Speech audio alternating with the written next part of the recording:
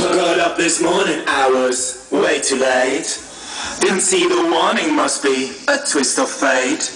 As I wanna get online, check my date with Mr. Terry. Shit, where has it gone? Who stole my Blackberry? Up to my boss trying to explain my situation. He said you're fine as I piss on his PlayStation.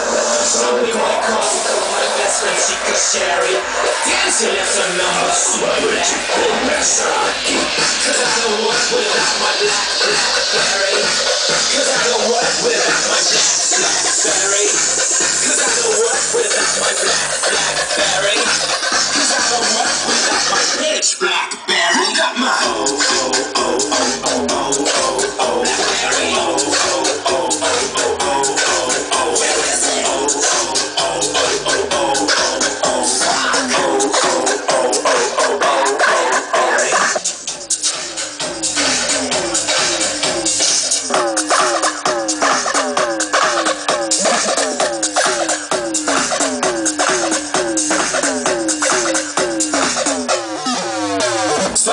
to the club where my friend is pumping, but the bouncer at the door won't let me in. I could have killed him.